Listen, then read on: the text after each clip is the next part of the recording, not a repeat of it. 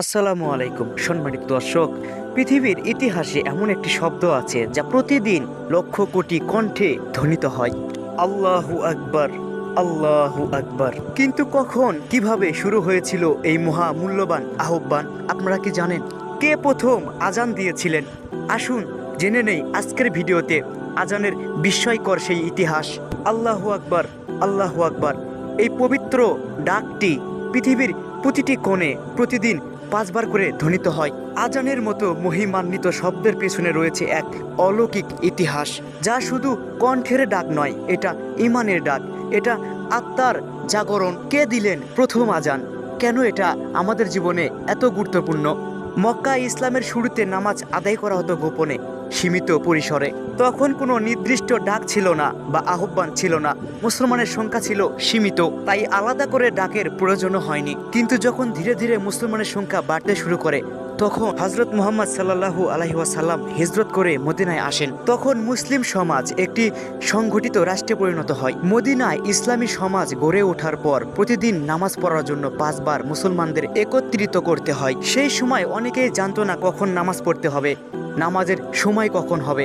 হযরত মুহাম্মদ সাল্লাল্লাহু আলাইহি ওয়াসাল্লাম সাহাবীদেরকে নিয়ে আলোচনায় বসলেন, কিভাবে মানুষদেরকে নামাজের জন্য আহ্বান করা যায়। কেউ পরামর্শ দিল ঘণ্টা বাজানো হোক, যেমন খ্রিস্টানরা করে। কেউ বললেন সিংহা বাজানো হোক, যেমন ইহুদিরা করে। আবার কেউ বললেন আগুন জ্বালানো হোক, যাতে মুসলমানরা দেখতে পারে। কিন্তু হযরত মুহাম্মদ সাল্লাল্লাহু আলাইহি ওয়াসাল্লাম এসব প্রস্তাবে সন্তুষ্ট হলেন না। হযরত মুহাম্মদ সাল্লাল্লাহু আলাইহি ওয়াসাল্লাম বললেন, আমাদের আল্লাহ একটা ব্যবস্থা করে দেবেন ইনশাআল্লাহ। তখনই ঘটলো এক বিস্ময়কর ঘটনা। এক সাহাবী আব্দুল্লাহ ইবনে জাইদ রাদিয়াল্লাহু তাআলা আনহু স্বপ্নে দেখেন। তিনি একটা মানুষকে ডেকে বললেন, তুমি এই ঘণ্টা বিক্রি করো না কেন? তখন সেই মানুষ বললেন, তুমি কি আমি যা বলি তা গ্রহণ করবে? অতঃপর তিনি তাকে আজানের শব্দগুলো শিখাতে থাকেন। আল্লাহু আকবার, আল্লাহু আকবার, আশহাদু আল্লা ইলাহা ইল্লাল্লাহ।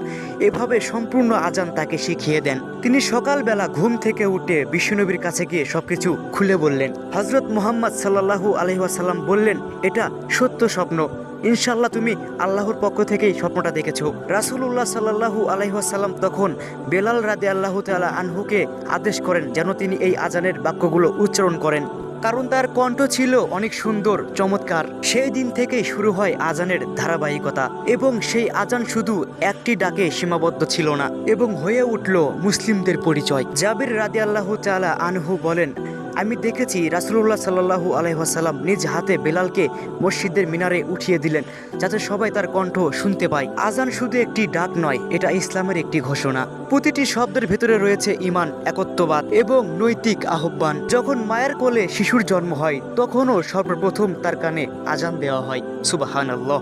এটা আমাদের জীবনের শুরু, এবং মৃত্যুর আগেও এই ডাক কানে আসে। এবং হাদিসে এসেছে, শয়তান আজানের ডাক শুনলেই দৌড়ে পালায় এবং গায়েব হয়ে যায়।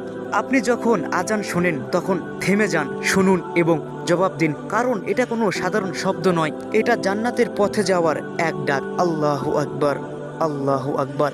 সম্মানিত দর্শক, যদি ভিডিওটি ভালো লাগে অবশ্যই চ্যানেলটাকে সাবস্ক্রাইব করতে ভুলবেন না।